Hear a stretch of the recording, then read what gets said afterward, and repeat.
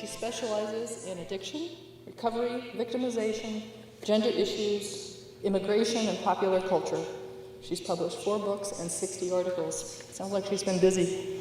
In addition to her other healing modalities, Dr. Mercadante uses spiritual memoir writing to help people discern the meaning in their lives. So please welcome Dr. Linda Mercadante.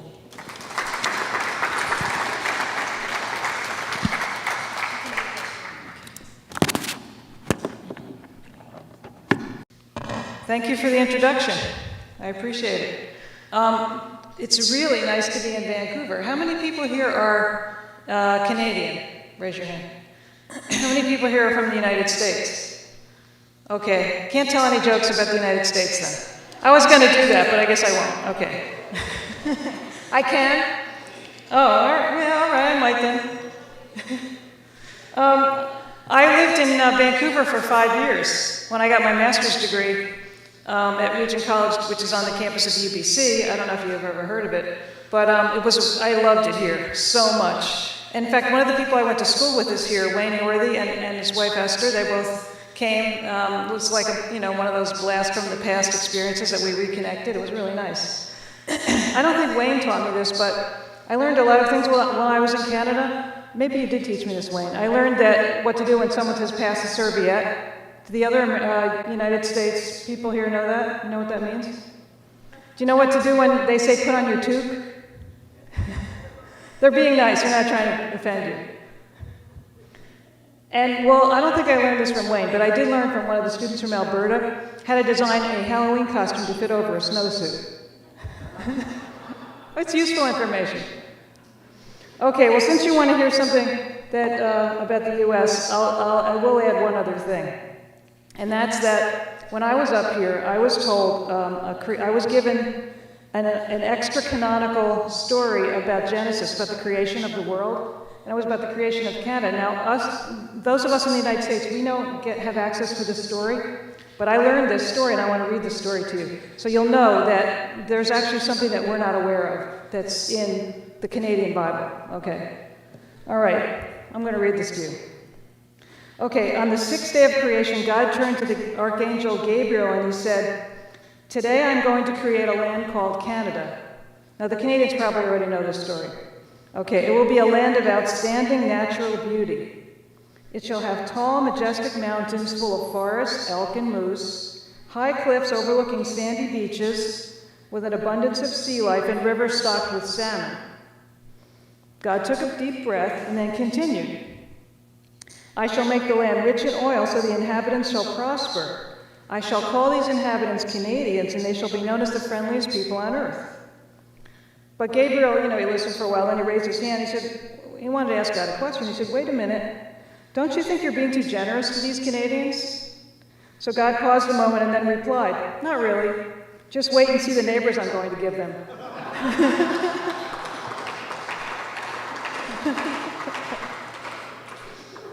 I think it was Wayne that taught me not to say I was from America, but to say I was from the United States, because he reminded me that we're all from America, even, including Mexicans, it's all North America. So I did learn a lot. I did gain a little humility here as an American, and that was a good thing. Well, I was here for 5 years. I studied, I hiked, I cross-country skied. I had a wonderful time, and got my master's degree, and then I moved on, but I had no idea what lay ahead for me. I had absolutely no idea. I had no idea that one day I would become very involved with the topic of addiction, personally and professionally.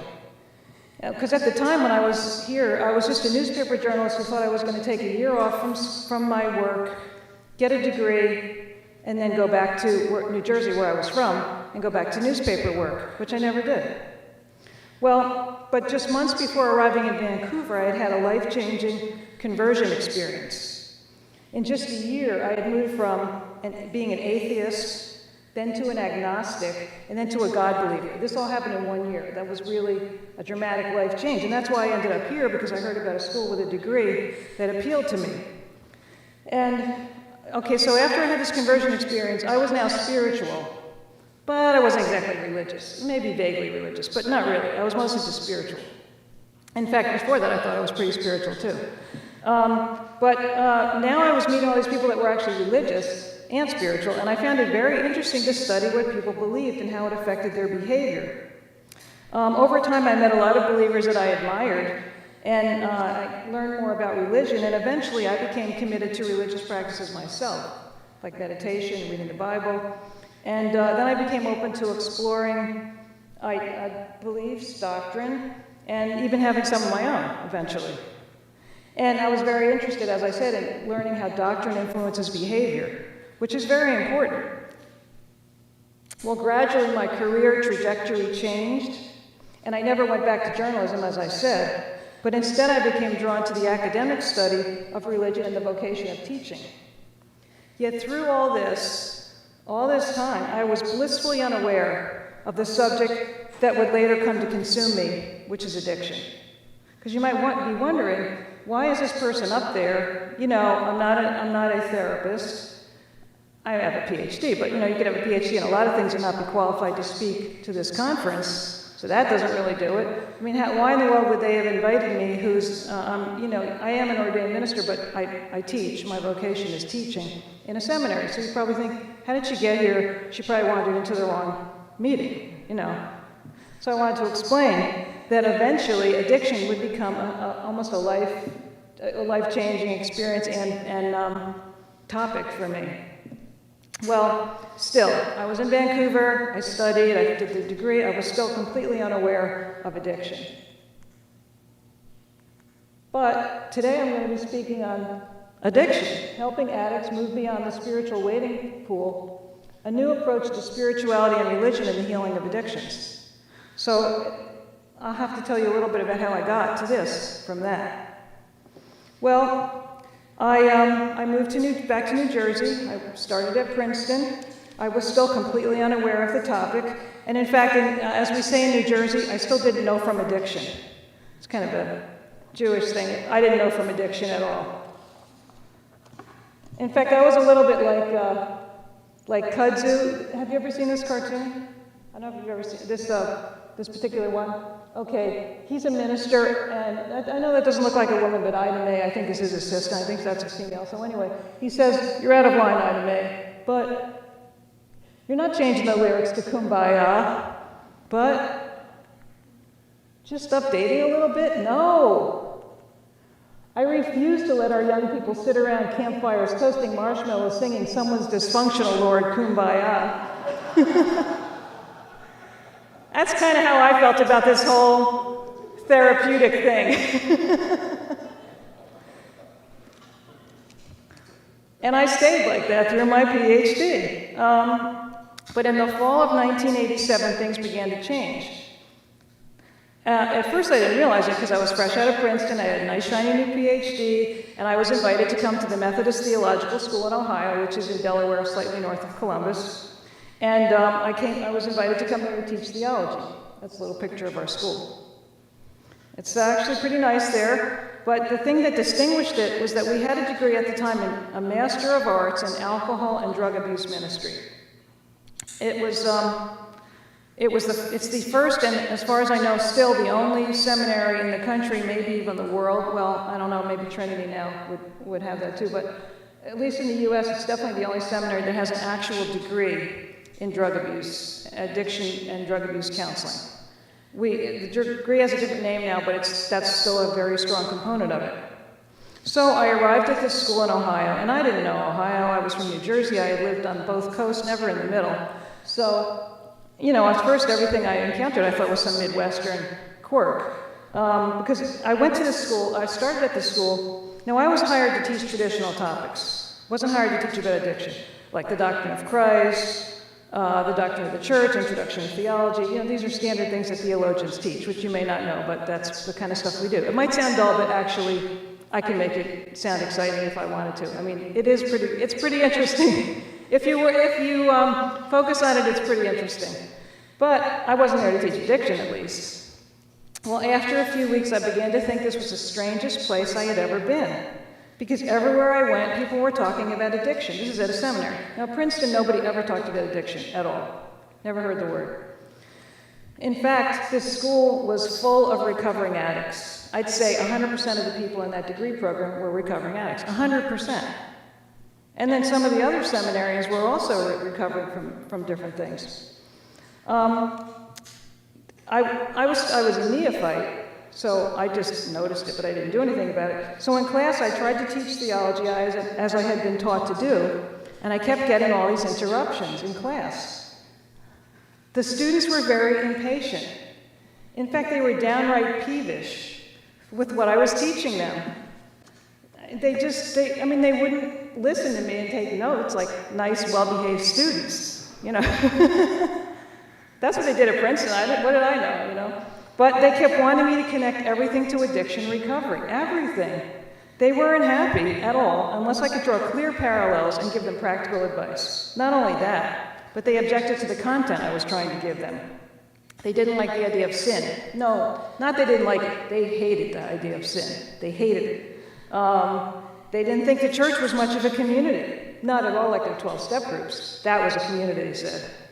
And what about all these ideas about God that I was giving them? Too specific, too exclusive. They didn't like that. They wanted to talk about their higher power, who, according to them, could be anything and different for each person. You can see that me, as a theologian with no experience here, would be like, where am I? You know, at first I thought, this must be some Ohio aberration, but then, because I wasn't from the Midwest, but then I started to realize this was an entire phenomenon that I had missed somehow. But the one thing that really struck me, even though they were at a seminary, many of them said that they and their friends in recovery were spiritual but not religious. This was their keystone of everything. Now, you might say, well, duh, why are you at a seminary? But okay, they were there, we were teaching them, we were happy to have them, especially since we're tuition driven, you know, so we're happy to have everybody. I mean, we are selective, but nevertheless, we were glad they were there. But we still wondered, why did you pick us? Why did you come here? If you're spiritual but not religious, after all, half of your classmates are being prepared for the ministry in the United Methodist Church. So what's this about?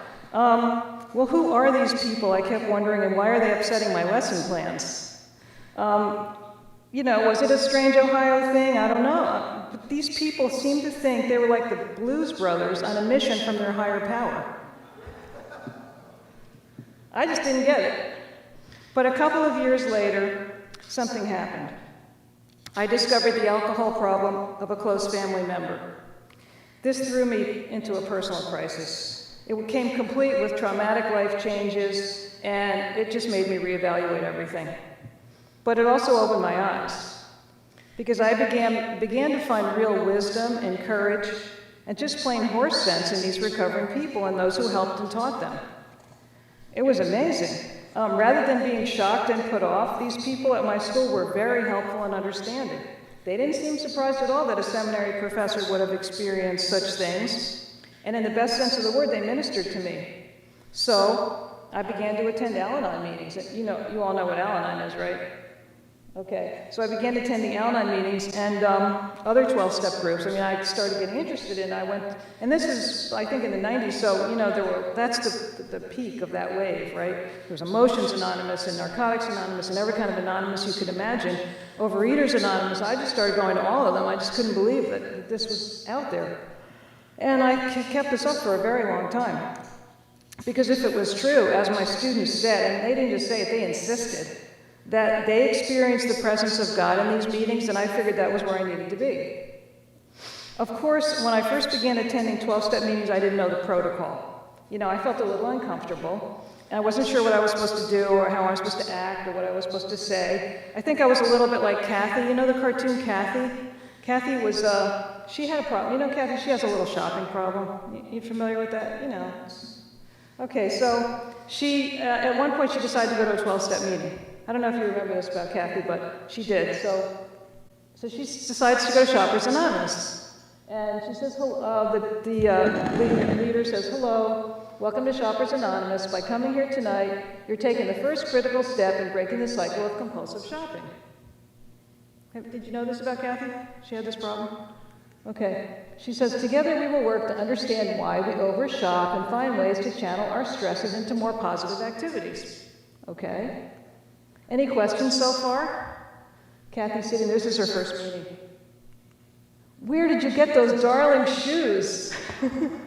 You're new here, aren't you? You know, I was a little bit like Kathy.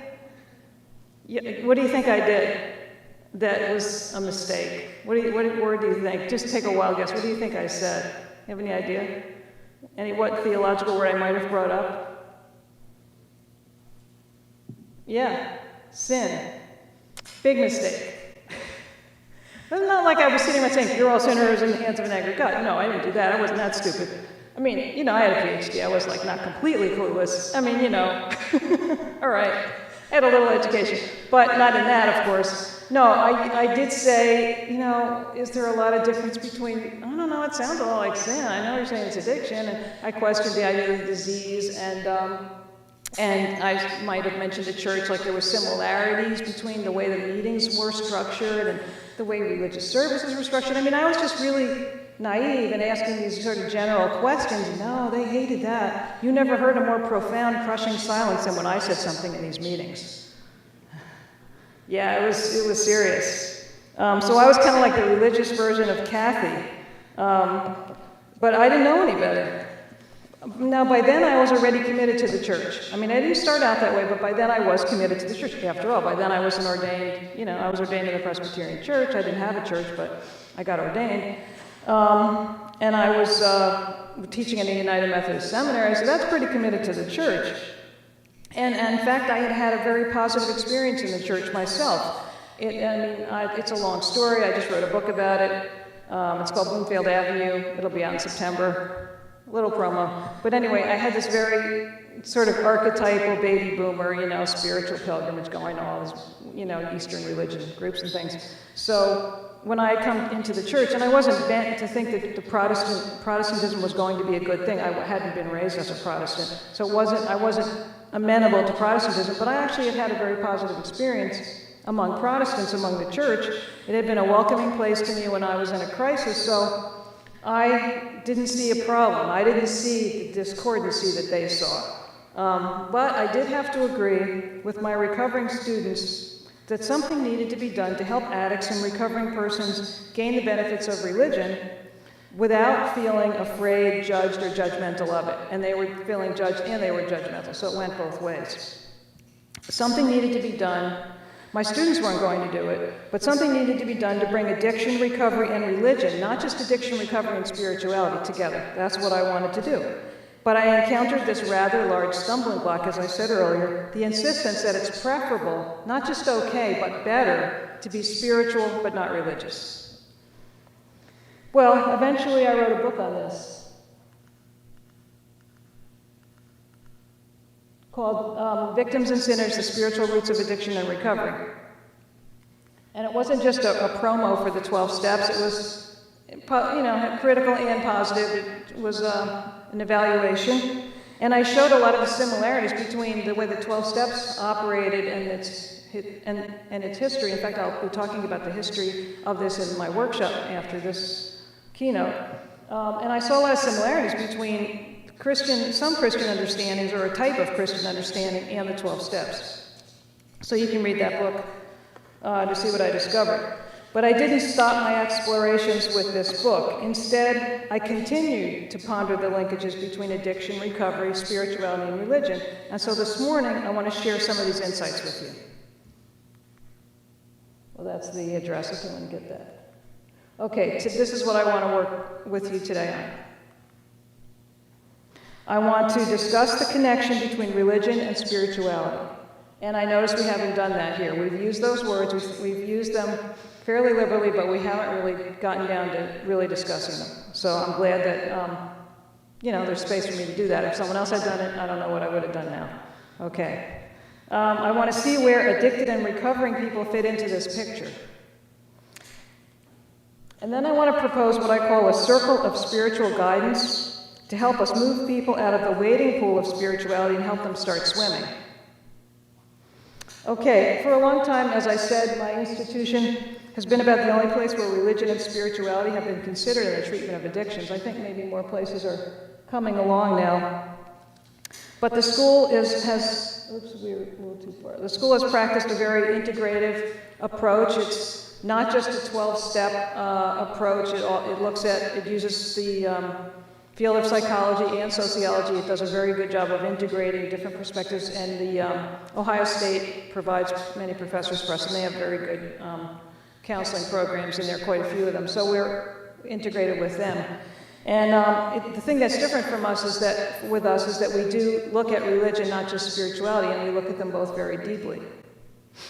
Well, for a long time I was unaware that this is an unusual approach, but I've gradually come to understand that for a very long time the field of psychology and also that of medicine, which obviously are places where addiction is often first discovered and treated, they virtually ignored spirituality and religion, up until recently. In fact, one researcher discovered that the word spirituality did not even appear in Medline until the 1980s. I'm sure you're aware of that. Okay, well, this is changing, and you're aware of that too, of course, because this conference is evidence of that. Because in the last decade or so, spirituality and even religion have become hot topics in both the medical and psychological fields. In fact, I think this past year and a half, I've spoken at 4 or 5 conferences. Suddenly, it's not anathema to invite somebody that actually works in the field of religion to come speak to therapists. I don't think that was too common in the past, and maybe it's still pretty uncommon, but it's interesting to me that that would be the case. Well, here's what Paul Mills says in the Annals of Behavioral Medicine. Attention to topics of spirituality, religiousness, and health has increased substantially in medical and graduate school curricula, clinical practice, and research. Of the many interesting aspects of this phenomenon, perhaps the most remarkable is the observation that medical science, the field of inquiry that initially separated mind from body, now finds it compelling and perhaps even necessary to re-examine the relationship among spirit, mind, and body. In fact, he goes on, in recent years, every major medical, psychiatric, and behavioral medicine journal has published, every one, he says, on the topic of religion and health or spirituality and health. I was just interviewed for a journal of sociology, and that was their topic too. This is not just in journals, but also in curriculum. For another researcher reports in the New England Journal of Medicine, this person says nearly 30 U.S. medical schools now offer courses on religion, spirituality, and health. So that's really a change from the 1980s. So, we're excited, I'm excited about this, you're probably excited about this, but a problem still exists. Because these fields are still trying to hold spirituality and religion apart from each other. And I think that's probably would be a theme for some people here. We try to separate spirituality and religion as though these are two distinct things that can be pulled apart and examined. Now, I understand why we do it. The impulse to separate spirituality and religion is a relatively new concept. I'll go in a minute to why I can understand why it's being done. But we have to realize, though, first, that the concept of spirituality is not a new thing. In fact, 100 years ago, what do you think people called what we now call spirituality? What word do you think they used? Do you have any idea?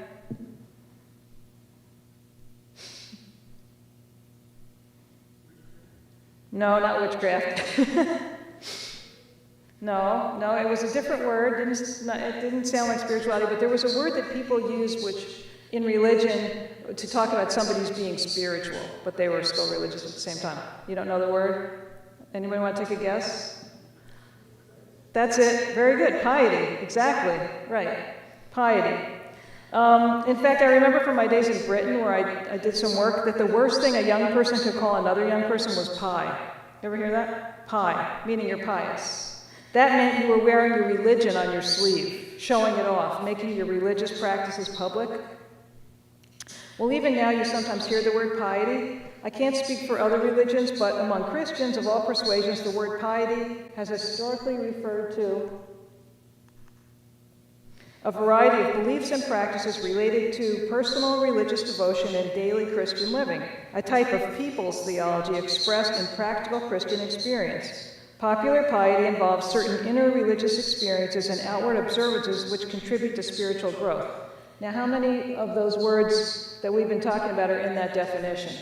We've been talking about religion, spirituality, and piety. Are they all in there?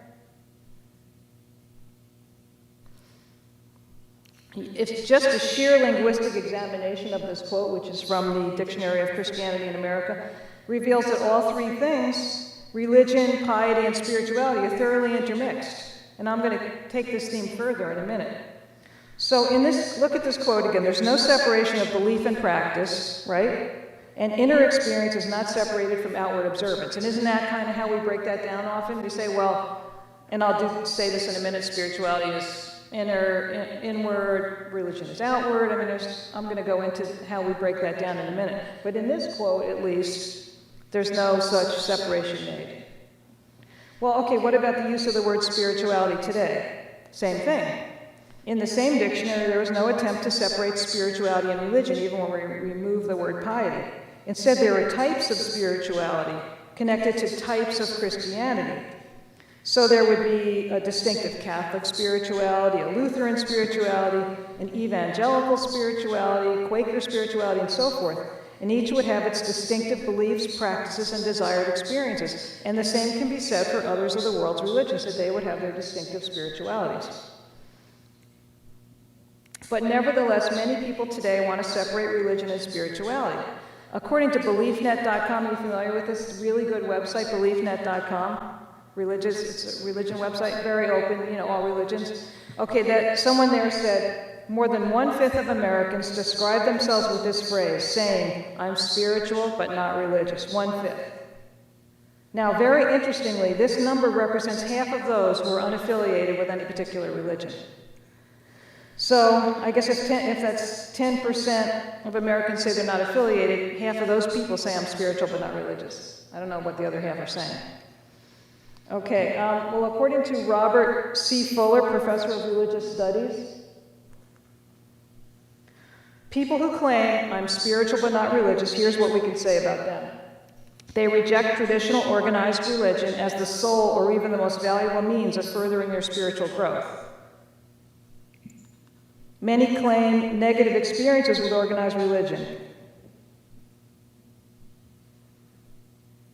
They show negative feelings towards clergy and churches. This is a survey. They're more prone to experimentation and a kind of Lone Ranger approach. They want to pick and choose, keep their search individualized, and refrain from deeply committing themselves to any community.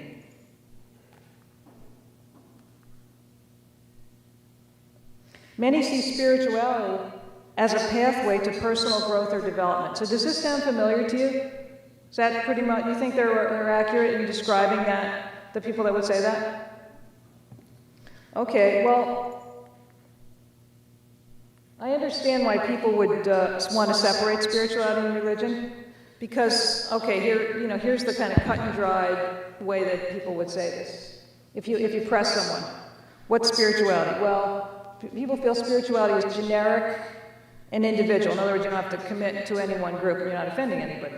And religion just seems too particular and collective. You have to go with other people's ideas and do what they want you to do and so forth. In fact, I have a friend who said she believed in God, but she didn't want to go to church. And I remember this because she stuck her finger right in my face and she said, I don't want somebody sticking their bony finger in my face saying you have to do this. Now, no one ever stuck their bony finger in my face in a church, but she didn't go, she never went to church, but that was her, fear that she would meet somebody like that. I always remember that bony finger thing. Skeletal or old, I don't know what that meant. Okay. All right, so there's a couple stereotypes, okay? What's another way people would say, if you pressed them, what's spirituality and what's religion? And believe me, this is in many journals, people trying to do this, okay? Spirituality seems non-dogmatic and open-ended, right? You don't have to, it's more tolerant. Religion seems judgmental and prescriptive. Well, these divisions are, in my opinion, you might not agree with me, I bet a lot of people don't, but I think they're kind of arbitrary and artificial, which I'll go into in a minute.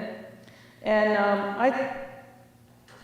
I do think they're arbitrary and artificial, but I understand why people are doing them, and especially therapists, I understand very well, and I'm going to go into that in a minute, why you would feel compelled to do this. Okay, before I say that, though, what is it about religion? What is it about religion that makes people not want to commit to it or claim it, even if they are. I mean, many people would probably be involved in some religious group, but not make a big deal out of it. And what is it about religion that makes it a hard sell, kind of?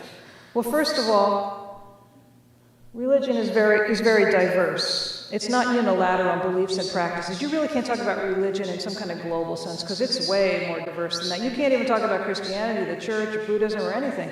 It's just such a diverse phenomenon. It's not easily categorized in any one way. Even people in the same congregation understand their faith very differently. We know that really well when we prepare people for ministry. The second most obvious factor, and you have to tell me these are corresponding because I can't quite see that. If I'm like in the wrong place, do that. Okay.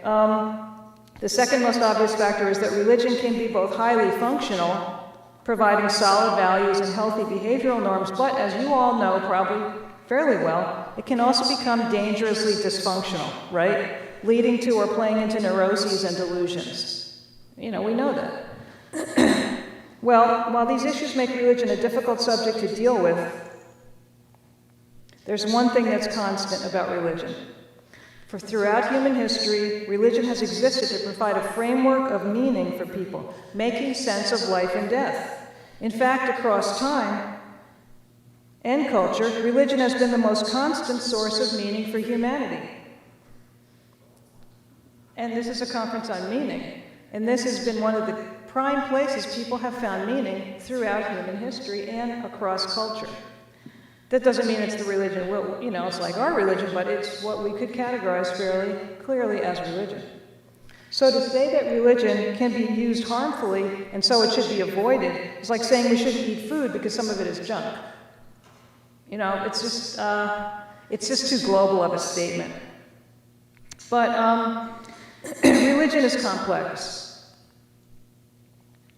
So I understand why we want to hold it at arm's length. I mean, I don't have to, of course, but I understand why in the field of therapy you would want to do that. We all recognize that religion presents practical problems for counselors, therapists, and medical personnel. Okay, so what's the first thing? What do you think? What's the first thing that would cause you a problem if you wanted to bring religion up in the therapeutics setting? I bet you don't bring it up probably too much unless you're helping someone work through an issue, right? So what would stop you? Oh, you don't want to project your own bias. Yeah, right. Okay, anything else?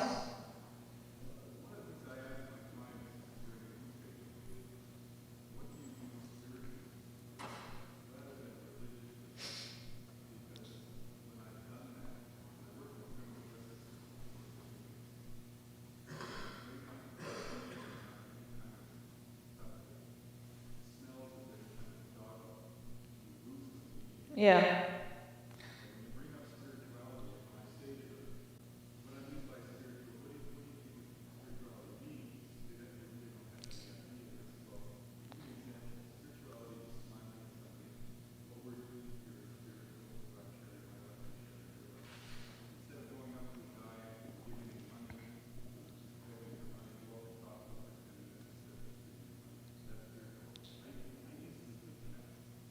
Okay. Good. Well, I can see why you would do that. But actually, there's plenty of people in a seminary that would call that religious too. So let's see why for a therapist it would. Well, I mean, let's see if I got it right. Let's see what I thought. Okay. See if I got it right. Okay. Ethical concerns, right? You don't want to impose your own position. You don't want to dictate to somebody. That's for sure. You don't want to impose your own value system on a client or your own religious perspective if you have one.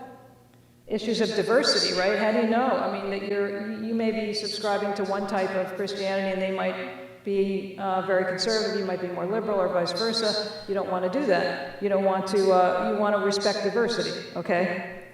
You want to, rather than doing them a disservice, you want to stay with some kind of generic experience everybody can relate to, just like you were saying. Issues of expertise, that's really important. Not everyone feels qualified. In fact, very few people, even ministers, don't often feel completely qualified to guide somebody. I mean, the role of a spiritual director is a pretty defined role. There's training programs for that. In order to do it non-coercively, in order to help a person open up to God, it's an art. And most of us would need to be, pretty well trained to do that with respecting the other person and with integrity. So we know we don't always have the expertise for that. So even for those of us with seminary degrees know how hard it was to master even one religious perspective. So of course, you can't claim to understand all of them. And as a therapist, that wasn't your training. You may have a personal appreciation and knowledge, but you're not trained to do that as a professional. Okay, but when people try to separate spirituality and religion, I feel that it's artificial because it leads to stereotypes.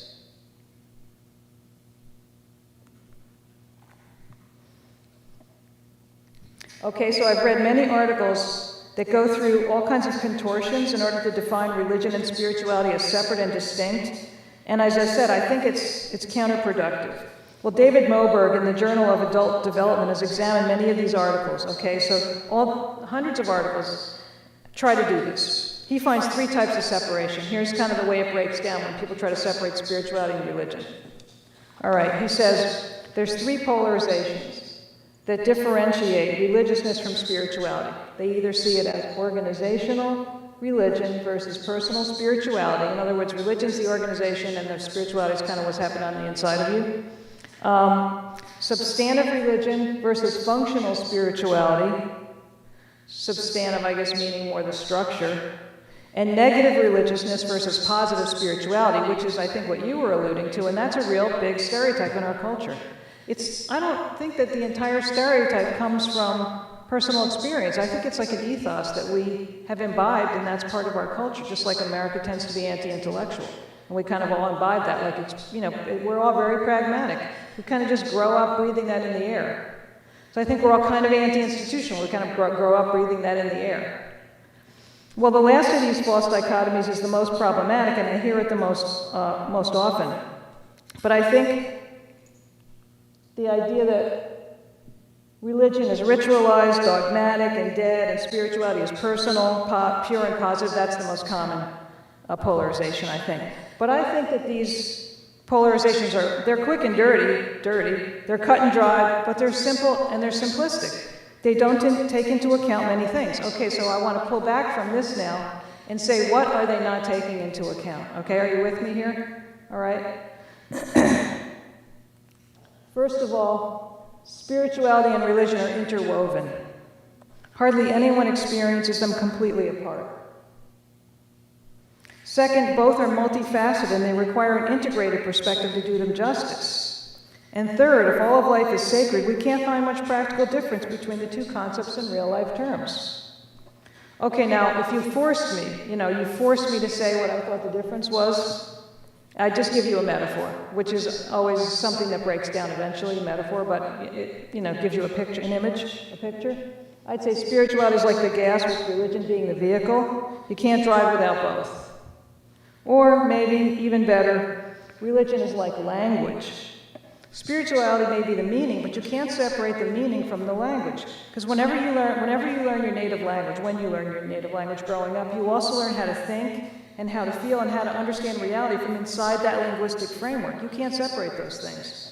Anybody that's studied a foreign language, like especially Hebrew or something really different, knows that you gain a whole new perspective on reality. Everything's different. The way the verbs, the nouns, the way they're conjugated, everything is different. It gives you a whole other perspective on reality.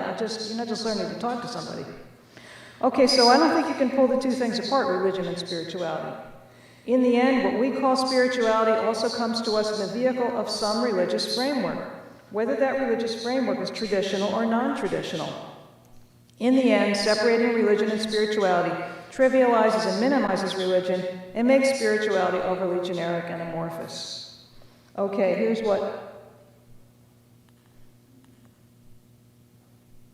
what Robert Fuller again says. He says the word spiritual and religious are really synonyms. You can read that.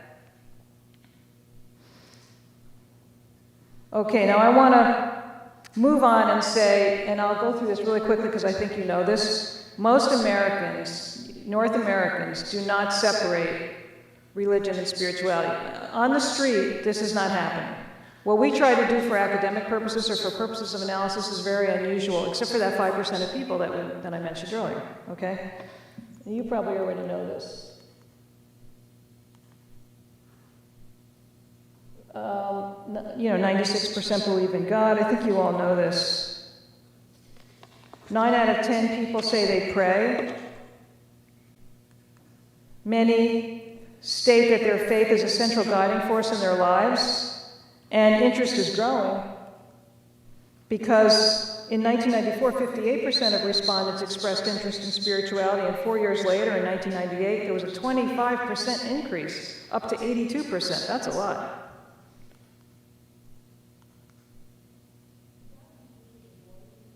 Excuse me? Yeah, I think it's due to a lot of things, but there's also a trend that our way of living has not been working that well, and I think people are trying to find another way or an add-on way or something else to deepen our experience. I mean, don't ask me that now because as a theologian, I'm going to give you, a long answer, which is unrelated probably to this. Let me just see if there's... I also want to just show you that 67% say religion is very important, 2/3 say they are members of a church or synagogue, and 42% say they attend services regularly. So those numbers are really high. The statistics are high. I think you knew this, but I just thought I'd remind you of it. Do you also, you're probably also familiar with the fact that religion, just through surveys, is reported to be good for your health. I'm just talking physical health, right? Now, a lot of people say they believe it's good for your health, but they also studied whether it really was good for your health. And they discovered a 25 to 30% reduction in the risk of mortality. That doesn't mean you have eternal life, but for the time of the study, during the time of the study, less people died of the population they studied that were actively involved in religion. Yeah, at first I went, whoa, that's pretty good. Okay, instant salvation. Okay, and that was from the American Psychologist. Okay, so that was not from a theological journal. Okay, now I've spent a lot of time paving that ground. What about addicts? Because that's what we're here for, right? Typically, addicts are known to be alienated from religion and spirituality, and I think that the people here could affirm that as far as their experience counseling people with addictions. Not that they never were involved, I'm not claiming that, but it's during the period of their addiction. I don't think they've studied, well, they may have, but I don't have access to studies about prior to becoming addicted.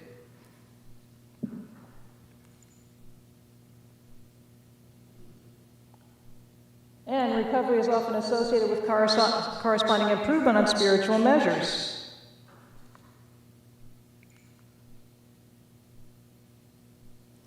In fact, this researcher claims the addiction field is one of the few health fields where enthusiasm for spiritual factors in recovery has never been lost. That's William Miller, who was mentioned I think 2 days ago. So, the addiction literature generally indicates that spiritual religious involvement is a protective factor against the development of problems. And there's evidence that persons suffering from alcohol and other drug problems show low levels of spiritual religious involvement, and that recovery heightens that. Well, that's good. I'm happy.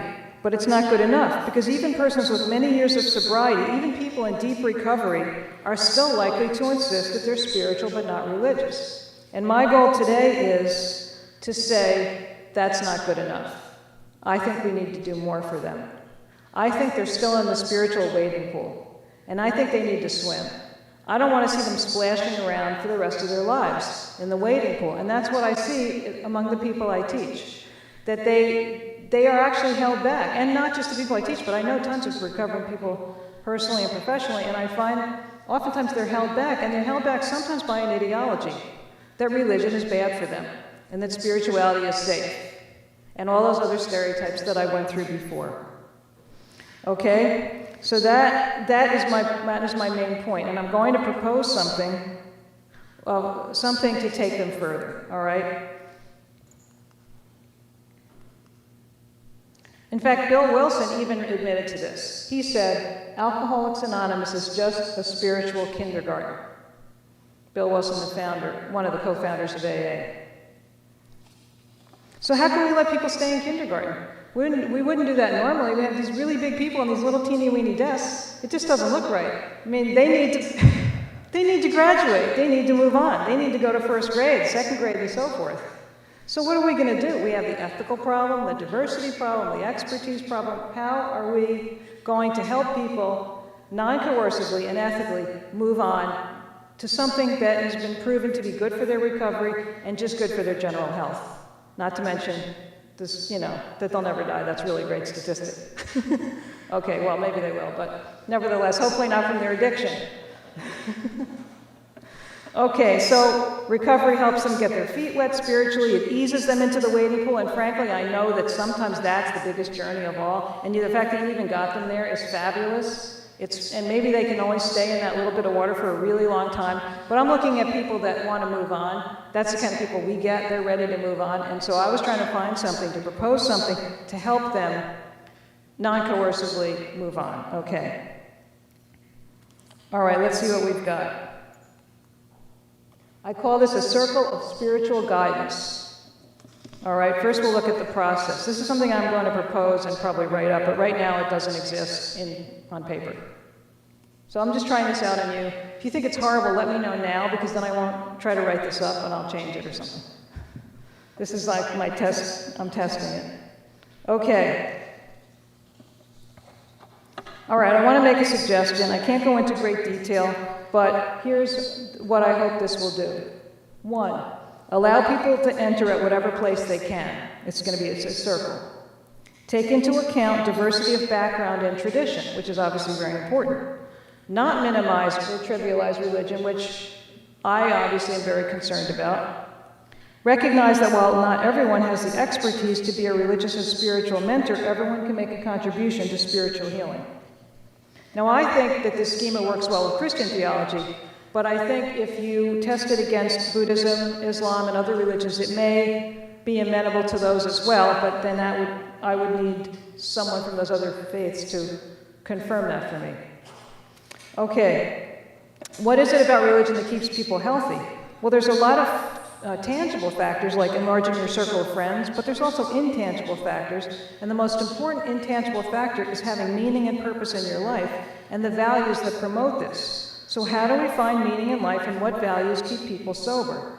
All right, this is the crux of what I want to propose. I want to offer 4 active values. I call them active values, and you'll see why, to help each person discover the meaning of their own life and connect it with others. And hopefully, from my perspective, this would be best. Lead them on to a recognized religious community. Okay, here's the 4 active values. Risk for good. And I'll go back and explain each one in a minute. Risk for good. Hope actively. Accept accountability. Seek higher ground. Okay, let me explain them briefly. And I'll show a little bit how they segue into religion. Okay, risk for good. Take a risk that good will prevail. I mean, I think addicts are known as risk takers, but do they risk that good will happen?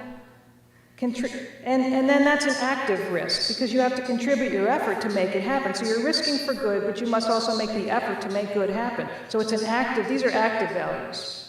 The highest good is one who ensures that good will prevail, and you can see where that would lead to. So risk that there is that one, that higher power, that God. Risk, take a chance, like Pascal's wager. That's what it's called. Take a chance that there's a God. If you are wrong, really there's no big consequences against you. But if you risk the other way and you're wrong, there may be consequences. So why not risk for good? Risk that there is someone who guarantees good will win in the end. Okay, what about hoping actively? Hope even against hope, but hope actively. Your hope has to help bring about what you hope for. It has to be mediatorial hope. You have to help mediate what you're hoping for to come about. Your hope rests on the belief that there is someone who will make it come out right in the end, but your help is needed. I mean, in religion, we would say you're the hands and feet of God. Those are the only hands and feet God has. So you're hoping, but you're also working towards it. And your hope rests on the fact that there is a larger power, greater than you, who is also moving in that same direction, who wants good to prevail, who will make it happen. Accept accountability. Choose or will and/or accept your connection to others. Recognize how your life affects others. First, you have to recognize that your life affects others, and a lot of people aren't even there yet, but that would be the first thing. Recognize that your life affects others. Even somebody on the street, your life could affect them whether you scowl at them or smile at them. So if it's that seemingly tangential, that your life has an effect even that way, imagine about the people in your own family, the people you know. So accept accountability to the people that you're affecting, because you are affecting them. Just accept that reality. Becoming accountable is a simple recognition of this fact that your life affects others, but you have to live it. Once you accept it, it does require something of you. And then seek higher ground. Don't stay in the floodplain. Keep moving towards higher ground. I would say, keep pushing them. Your goals are not high enough. Those are good goals, but they're not high enough. Like, I want more money. Fine, what for? Well, my son would say, because I want to buy, really great fancy cars. Okay, why? Why do you want those fancy cars? I mean, I could see why you would, but is that going to be enough? I mean, what's that about? What if when you had so much money and you had so many cars, you just had too many cars? Well, then I'd start giving these to my friends. Oh, well, that's interesting. Why would you be giving them to your friends? So I would keep pushing them to higher and higher ground. Your goals are not high enough. Keep pushing yourself beyond your present goal to something even better. Ultimately, the goal will be so large that you will need lots of help, both human and divine. You won't be able to do it all yourself. And you can see that these are not steps, they're a circle. You can enter anywhere. If you risk for good, you're instinctively hoping there's a guarantor of your actions, that it won't be a waste of time and fruitless. If you accept your connection to others, you must have higher goals than just your own self-interest. You might start out with self-interest, but when those self-needs are met, you have a little luxury there to think bigger. If you search for higher ground, you're involving more people just naturally, because eventually what you want is so big you can't do it yourself. To do this, you must take the risk that good will win in the end, and you can see you're going around the circle. If you see your connectedness, you can also see that you can pull each other down. If you have a negative, you can have a negative effect, not just a positive effect. So you need to hope that good will prevail and actively use your efforts to contribute to that. Your example and encouragement will catch up other people in this quest and action. Risking for good is ultimately counting on the fact that there is a good God. I mean, even people that believe in God don't always believe that God is good. They think God, is out to get them. So, I mean, that's a step in the right direction to think there's a good God. So risking for good is already pushing you towards that position. Accepting your connection to others and living it out is realizing we're in community with one another. So this can become your entry into a religious community. If you search even higher, you may arrive at God's goals, at acceptance, at compassion, at peace, at a desire to help out for those things in any way you can. So anyway, you can see that it's a circle. You can start anywhere, but I think if you use these active values, or at least that's what I need to know from you. Do you think this would work with your clients? I can say it works with my students because I'm in a seminary, okay, and people are already fairly progressed spiritually before they get to us. But how does it work with people that you see? Is there anything here that would be useful to you? But let me just summarize really briefly what I've said. It's artificial and counterproductive to separate religion and spirituality. Religion is even good for you, as much as we know it can also harm. It can have bad effects. And we need to help addicts move further in their spirituality once they admit that they have one and they are working on it. And one little sidebar, if you are encouraging people to move and connect, there'll never be a perfect religious community. So never look for the perfect religious community. They're like families. They're like AA groups. They're not perfect. But hopefully you'll find one that fits the person you're working with. And that may take some work. And that's hoping for good. Hoping and not just going to one and somebody's doing the bony finger and then you never go back to anyone at all, which is kind of a big reaction to one small incident. And people don't always hope. They say, I had a bad experience with the church once, and that's it, and they're done with it. But connecting with the community is very healthy, as you know. That's why AA works, I think, one of the reasons it does. So we can no longer encourage people to say they're spiritual but not religious, and instead of keeping people in the spiritual wading pool, I think we need to help them learn to swim in the deep grace of God. Thank you.